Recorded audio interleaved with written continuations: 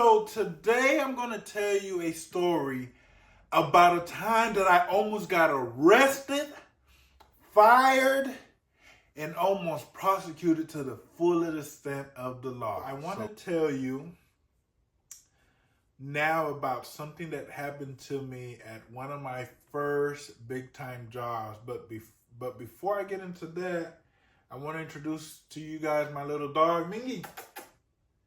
She's a little camera shy. Mingy,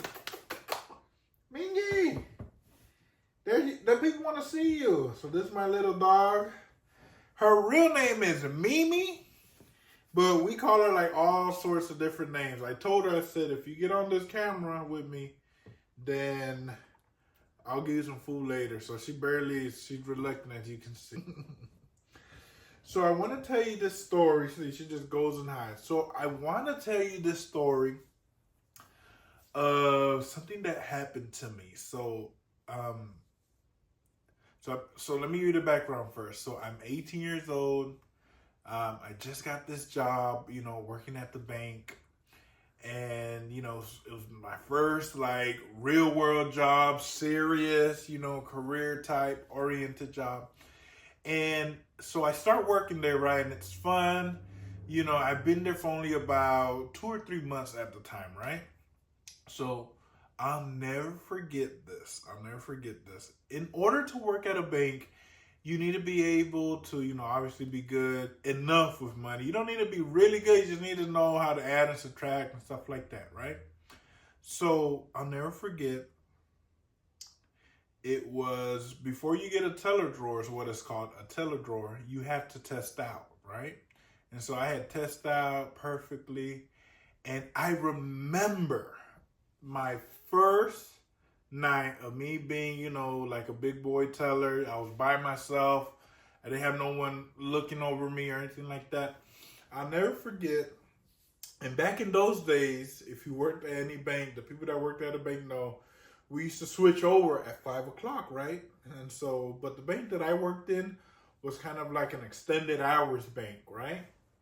And so I'll never forget that it was a very slow day in banking. And so we really have that many customers, right? And so a lady comes right at 5 o'clock, right? And she has all of these 1s, 5s, 10s, 20, but they were all like kind of crumbled. And here's the thing, we had a cash counter back in those days, but you have to really keep an eye on those older cash counters, right?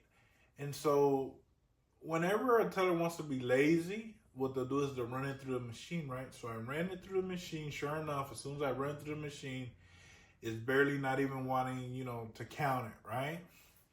And so I'm like, oh, darn, so I'm going to have to count this by hand. But I was a bit nervous because it was about to be 5 o'clock. It was, this lady had all these, it was a large deposit. And there's so many things going on. And then the counter was off. So anyway, I'll never forget, she wanted to make like a $3,000 deposit, right? So anyway, I run it through and everything's smooth and everything's cool, right? I don't think twice about it. And so as that's happening, right, slow day. And so at the end of the night, you have to count all your money and you have to do what you call balance. You have to balance your teller drawer. Well, when I start balancing, remind you, it was a slow day. So mind you, I get to the end of the day and, I'm counting my money. And this happens often when you have a teller drawer. Sometimes, you'll put in the wrong number, you put an extra 0, or you'll be missing a 1 or a 2 or something like that. And so at the end of the day, I count my teller drawer and it says I'm $1,000 short. And I'm like, I honestly, my first thought was, this is hilarious. Like I chuckled, I was like, man, I must have inputted a 0 or 1 or something. I did something wrong. Well, anyway, so I start, more calmly counting my money again. I'm counting it. And I put in all the numbers. This time I had like some consciousness. I was like, yeah, this is definitely right. So when I count my money again, I call, I count my money again, I put it in, and I call my, I just kind of let my supervisor know, and I punched it all in, and it said I was $1,000 short. And so I called my supervisor, I said, hey, this is like, something's up here, right? And when she looked at it, she was like, I'll never forget, her eyes opened wide and was like, Gabriel, oh my God, what did you do? She might be on one of my social media somewhere. She's like, Gabriel, what did you do? And honestly, if I had any confidence, it evaporated in that moment. So anyway, she stops everything she's doing and she comes over to me and she tells me, I don't know what you did. So she starts counting all my money. She starts, running it all, and she gets $1,000 short too. And so she starts looking at my history to look at what I did. And mind you, I've only helped like 20 people the whole day. And so this is where things get interesting. As soon as I see that she doesn't know what to do, she goes over to the manager's desk, right? And the manager had already been gone for the day. She calls the regional manager, right? The regional operations manager. And I could hear on the phone when she said, I have $1,000 short. I could hear when the regional manager said, what? And he said, no one can leave. Everyone has to count their drawers again. And mind you, my confidence had already evaporated. So here I am thinking I finally crossed over. I got this big boy job. And I'm like, oh my God. So there was about 7 of us. Everyone got their drawers out. And she had to audit every single person's drawer. And so I'm like, oh no. And mind you, I know that people mess up, but for your first day, to be messing up that big. So anyway, that night I went and prayed. I said, God, you gave me this job. And I know, and those of you that have been with me, have really know the story. And I'll never forget, I go and I pray. I said, God, I know that you can do all things and that, you can make everything appear and blah, blah, blah, blah, blah. And I prayed. It was, I think in my life at that point, it was my first sleepless night, right? And so, but you know what? I went in there trusting and believing that God was going to do it. The next day, when I walk into the bank, and this was traumatizing. I walk into the bank and they're like, Gabriel, they didn't let me. As soon as it was kind of like, when the police are after you, it's like, as soon as I walked into the bank, they said, Gabriel, come to the back. It was the manager, the assistant manager, and the supervisors, right? And I was like, oh no, they're like, Gabriel, we need to take your keys. And I was like, what? Yeah, we need to take your keys and we need to take you off all of the systems. And in my mind, I was like, am I about to get fired? Is this, man, I think when they said we need you to give us your keys, I think I saw my life flash before my very eyes. And so I gave them my keys. I'll never forget, my manager was like, no, the supervisor was like, Gabriel, this is just basic standard operating procedures. And you know what's so crazy? After I was $1,000 short, they didn't even let me back in the working area. They put me outside by the popcorn machine. And for 6 hours, you're just standing by a popcorn machine. And honestly, you have to smile, be happy, but you really can't concentrate on anything because you're just thinking about how you're about to get fired and all of this and where could the money gone. And here's something very important. When something like this happens, even though people know that you're a good kid and you're honest and you would never do something like that, there is a part of them that's always like, he might have taken it, or are you saying, you know what I mean? And I'll never forget that night I went and I called my aunt, and God bless my aunt wherever she is. She's probably at work right now. She's here. I called my aunt. I said, Auntie, I really need your help. And I told her what had happened. She said, oh my God, how did you lose $1,000? I was like, I don't know, but I need you to pray. And I remember, I feel like that's my crutch word saying I remember because I'm trying to remember it all. And so that night I prayed. I called my aunt. We were praying together. I said, God, I know you're gonna, do this thing. And so that day I was like full, like prayer warrior. Like I felt like lightning could come out of my hands. I mean, that's how confident I was that God was gonna fix the situation. The next day when I walk in, they said, Gabriel, we have everyone in the top regional echelons of the bank looking for that missing $1,000. And I think you're going to have to go to downtown to speak with one of the investigators. I think the life in me probably just escaped as you were saying that. And I was like, oh no. And mind you, this whole time, my whole life has been like this contrast between, believing and trusting and, doing all the things and then kind of facing the reality, if we're honest, right? And I'll never forget when she told me that, it's like when you do everything you know to do, and the situation is still getting bad, what do you do? I mean, think about that.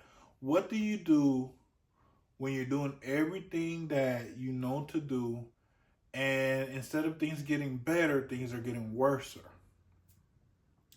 And so by this point, this is like a Thursday. By this point, I am just like so emotionally exhausted, that I don't even have the energy anymore to like pray. And I remember my aunt called me that night. She said, well, what happened? She said, no, they still hadn't found it.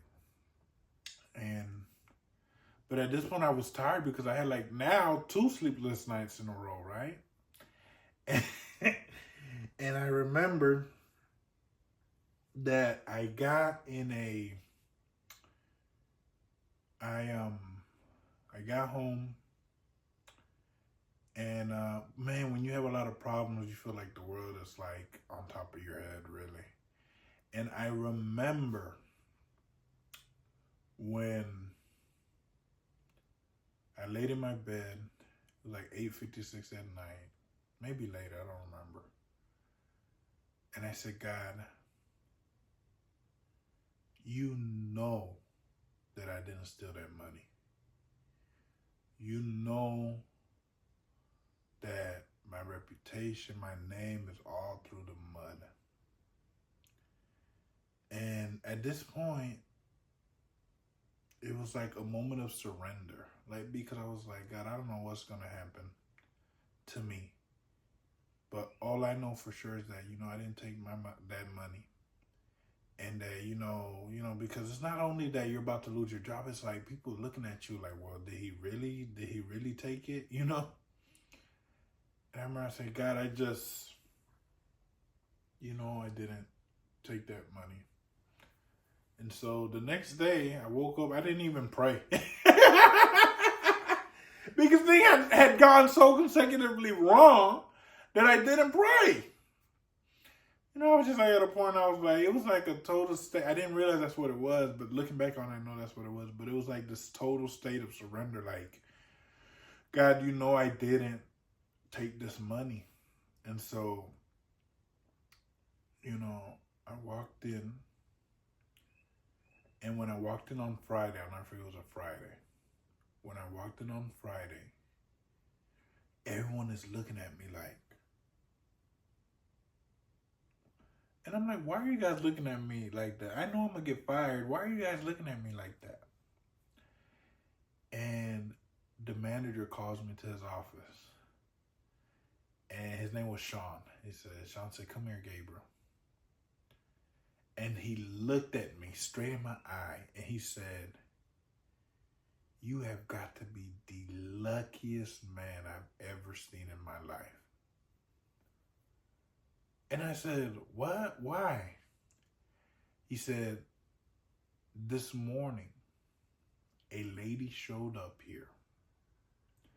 And it was a lady that you did a deposit for at 5 o'clock. And I began to think about it. And then I remembered the lady, right? She said, you didn't take the money. You did the deposit wrong. And I said, okay. She said, this morning, this lady came back in here and asked where I was, you know, and she said, ma'am, and he said, ma'am, he was talking to her, he said, ma'am, in these situations, we usually kind of fire the tellers. And do you know that the lady looked at him and said, oh no. And she said, Gabriel, I never seen this happen. This lady goes into her purse and pulls out the $1,000 that I had miscounted. She had it. And she said, here's the $1,000. And my manager looks at me. It was almost like he was mad. But he said, Gabriel, I worked for this bank for 10 years. For over 10 years. And he said, one time, I lost $500 for the bank. That just could not, no, he said $200. I lost $200 for the bank.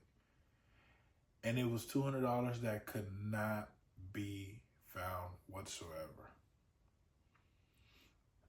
He said no one has ever brought the bank missing money. And in the instant that he said that, they're like, okay, Gabriel, go get all your stuff. And it was like a Joseph moment. If you guys are in the Bible, it's like one minute I was in the dungeon, the next minute they were like, okay, here is they gave me back my keys. They gave me back my teller drawer. They put me right back on the systems. And it was like everything had been restored to me. And you know, I think a lot of times when you're in situations, when you're in a tough situation, you want to kind of like try and figure it out either through prayer, either through, you know, fasting. But sometimes I think God just wants us to surrender. And it's not like an easy thing, right? If it was easy, we'd all just be chilling. But I think sometimes God really wants us to, you know, surrender. And so, if I had to say anything to you, I don't know what you're going through.